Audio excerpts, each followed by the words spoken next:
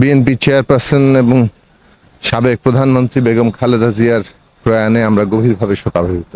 দেশকে আধিপত্যবাদ এবং ফ্যাসিবাদ মুক্ত করার জন্য তার যে সংগ্রাম, তার যে লড়াই ছিল, সেটা অবশ্যই অনুকরণীয়।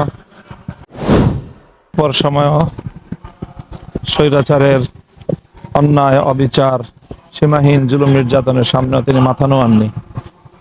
দেশের মানুষকে, দেশকে আধিপত্যবাদ এবং ফ্যাসিবাদ মুক্ত করার জন্য তার যে সংগ্রাম, তার যে লড়াই ছিল, সেটা অবশ্যই অনুকরণীয়। আগামী প্রজন্মের যারা রাজনৈতিক ময়দানে কাজ করতে চান, তাদের জন্য এক অনন্য দৃষ্টান্ত তিনি স্থাপন করে গিয়েছেন। তিনি নিজের নিরাপত্তার চেয়ে দেশের নিরাপত্তাকে সর্বসময় প্রাধান্য দিয়েছেন।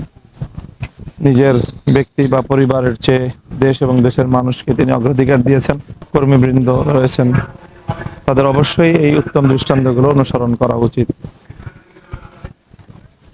রাজনীতিতে অনেক পন্থার রাজনীতি আছে। বাংলাদেশ পন্থাটা এখানে সবসময় উপেক্ষিত হয়, গৌণ হয়ে ওঠে।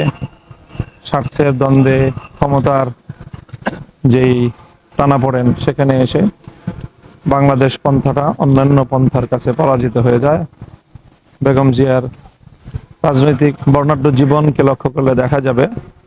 ইদানিং আপনার একটা বক্তব্য ভাইরাল হয়েছে, বেগম জিয়া আপনাকে বলছিল যে আমরা ধর্ম বা ইসলাম ধর্ম প্রতিষ্ঠার রাজনীতি করি না, বাট আপনারা যদি করেন আমরা আপনাদের পূর্ণ সহযোগিতা করবো। সেই স্মৃতিটা যদি একটু বলতেন।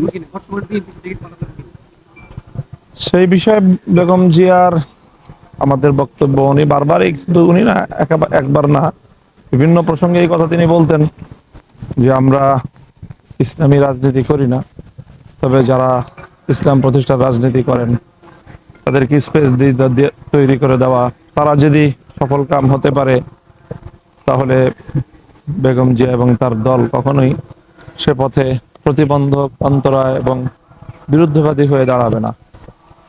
তো আমরা আশা করি যে বেগম জিয়ার নেতৃত্বেই বাংলাদেশ জাতীয়তাবাদী দল সবচেয়ে দীর্ঘ সময় কাজ করেছে। মূলত একেবারে একটি অগোছালো দলকে তিনি সংগ্রামের মধ্য দিয়ে ক্ষমতায় নিয়ে যাওয়া, ক্ষমতা দেশ পরিচালনা করা এবং সেই সাথে দীর্ঘ একটা সময়, প্রায় 4 দশকের বেশি সময় তিনি এই দলটিকে নেতৃত্ব দিয়েছেন। বিএনপি চেয়ারপারসন এবং সাবেক প্রধানমন্ত্রী বেগম খালেদা জিয়ার প্রয়াণে আমরা গভীরভাবে শোকাবহিত।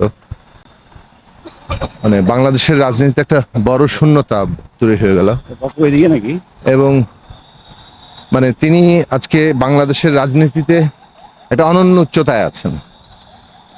দেশের বিরাট অংশের মানুষের কেউ শ্রদ্ধার পাত্র নেই, দেশের রাজনৈতিক অভিভাবকে পরিণত হয়েছেন দলের ঊর্ধ্বে উঠে।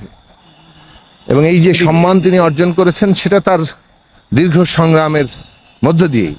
80-র দশকে তিনি কিভাবে দশকে স্বৈরাচার বিরোধী আন্দোলনে তার যে ভূমিকা, সেটা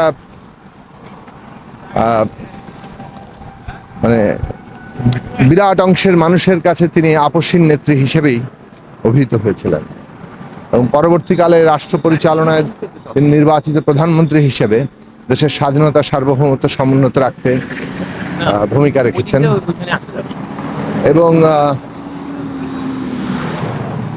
নানা রাজনৈতিক মতপার্থক্য থাকলেও স্বাধীনতা, সার্বভৌমত্বের প্রশ্নে বেগম খালেদা জিয়ার উপরে একটা মানুষের আস্থার জায়গা সবসময় ছিল। 11-তে যখন গণতান্ত্রিক ব্যবস্থার বিরুদ্ধে এখানে একটা শাসন কায়েম হলো, তখন এবং তার পরবর্তীকালে নির্বাচনের মধ্য দিয়েও একটা ব্যাপক, কেবল স্বৈরাচারী শাসন না, একটা ফ্যাসিবাদী শাসনও আমরা দেখলাম দীর্ঘ 15 বছর ধরে। এই পুরো সময়টাতে তিনি যেভাবে দৃঢ়তার সাথে নিজের রাজনৈতিক অবস্থান বজায় রেখেছেন গণতন্ত্রের পক্ষে, দেশের স্বাধীনতা, সার্বভৌমত্বের পক্ষে, সেটা এবং জেল জুলুম এই বয়সে, তারপরে নারী হিসেবে তাকে কত ধরনের কুৎসার মোকাবেলা করতে হয়েছে, সবকিছু তিনি ধৈর্যের সাথে, দৃঢ়তার সাথে মোকাবেলা করেছেন। আমরা যখন তীব্র অসুস্থ অবস্থায় তার সাথে দেখা করেছি, তার একটাই কথা ছিল, দেশটাকে বাঁচা। সুতরাং ওই জায়গা থেকেই ফ্যাসিবাদ বিরোধী আন্দোলনের তিনি একটা বড় ভরসার জায়গা, কেন্দ্র হয়ে উঠেছিলেন। অভ্যুত্থান উত্তর কালে নানাভাবে নির্যাতিত হওয়া সত্ত্বেও প্রতিহিংসার রাজনীতি তিনি পরিহার করার জন্য আহ্বান জানিয়েছেন এবং গণতান্ত্রিক ব্যবস্থা নির্মাণের পক্ষে অবস্থান নিয়েছেন। এই নির্দেশনা বাংলাদেশে তাকে একটা অনন্য উচ্চতায় নিয়েছে। ফলে সেই উচ্চতার জায়গা থেকে বাংলাদেশের রাজনীতিতে তার অভাব শূন্যতা তৈরি করলেও ভবিষ্যতে তিনি সবসময় বাংলাদেশের রাজনীতিতে জীবন্ত থাকবেন।